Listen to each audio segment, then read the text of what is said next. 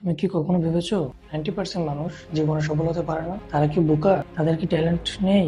না, সমস্যাটা অনেক কষ্টের। তারা নিজেরাই নিজেদের হারায়। আমি তোমাকে এমন কিছু কথা বলবো যা শুনলে হয়তো তোমার মাইন্ডসেট চেঞ্জ হয়ে যাবে। একটা ছেলের গল্প বলি।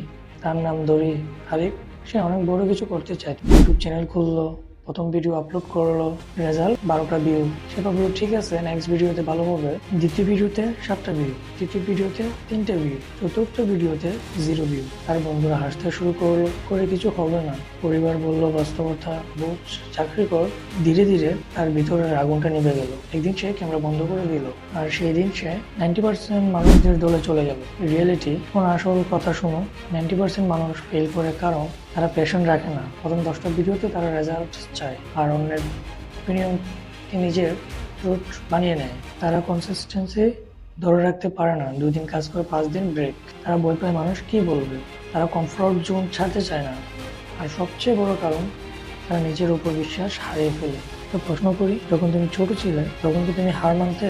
না, তুমি পড়তে গেলে আবার উঠতে, আবার চেষ্টা করতে। কিন্তু বড় হওয়ার সাথে সাথে তুমি বই পেতে শিখে গেছো, তুমি অন্যের কথা শুনতে শিখে গেছো, তুমি নিজের ড্রিমকে ছোট করে ফেলছো। কিন্তু এখন সময় আছে, তুমি চাইলে 90% থেকে বের হয়ে আসতে পারো। একটা ডিসিশন নাও, তুমি হার মানবো না। কেউ আসুক বা না আসুক, মানুষ সাপোর্ট করুক বা না করুক, তুমি থামবে না। কারণ সাকসেস তাদেরই আসে যারা শেষ পর্যন্ত টিকে থাকে। যদি তুমি 10% এর মধ্যে যেতে চাও, কমেন্টে লিখো আই উইল নট কোয়াইট। আর রিয়েল লাইফ চেঞ্জ করতে চাইলে সাবস্ক্রাইব করো আরিফ রিয়েল লাইফ।